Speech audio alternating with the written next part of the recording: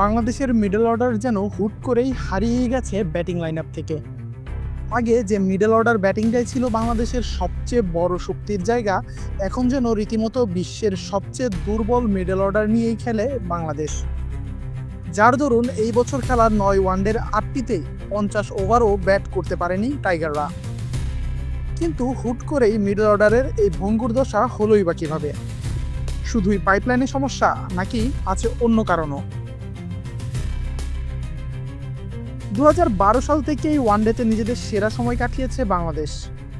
সেই সময় নিজেদের ক্যারিয়ারের সেরা সময়ে ছিলেন সাকিব, মুশফিক, মাহমুদুল্লাহরা। যার কারণে টপ অর্ডারে ভঙ্গুর দশার পরেও মিডল অর্ডারের কল্যাণেই ওয়ানডেতে নিজেদের স্বর্ণালী সময় কাটিয়েছে বাংলাদেশ। কিন্তু সেই সিনিয়র ক্রিকেটারদের প্রাইম টাইম পেরোবার সাথে সাথেই নিজেদের মিডল অর্ডার নিয়ে বাংলাদেশের স্ট্রাগলের শুরু।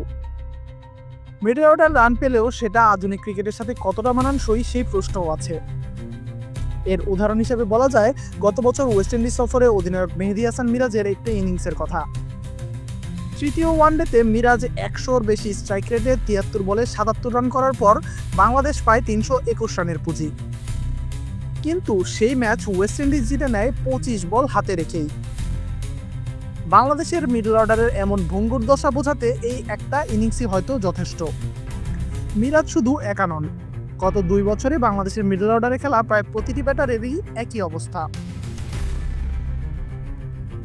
মিডল অর্ডারের আরেক ভরসা তাওহিদ হৃদয়ও রান করছেন নিয়মিতই। ওয়েস্ট ইন্ডিজের বিপক্ষে প্রথম ওয়ানডেতে করেছেন 50, কিন্তু স্ট্রাইক রেট মাত্র 56। নিয়মিত রান করলেও সেই রান বড় করতে পারছেন না, আবার শুরুতে ধীরগতির খেলাও পুষিয়ে দিতে পারছেন না। আর বাংলাদেশও ওয়ানডেতে পেছোতে পেছোতে গত 2 দশকের সবচেয়ে বাজে সময় পার করছে। মিরাজ কিংবা হৃদয় বাদে এই পজিশনে আর যারাই ব্যাট করেছেন তাদের দশা অনেকটা একই। এখানে পিচের দোষও দেওয়া যাচ্ছে না, কারণ গত 2 বছরে মিরপুরে কোনো ওয়ানডেই খেলেনি বাংলাদেশ। তাই মিডল অর্ডার ব্যাটিংয়ে যে বাংলাদেশের ব্যাটারদের স্কিলের ঘাটতি আছে সেটা স্পষ্ট।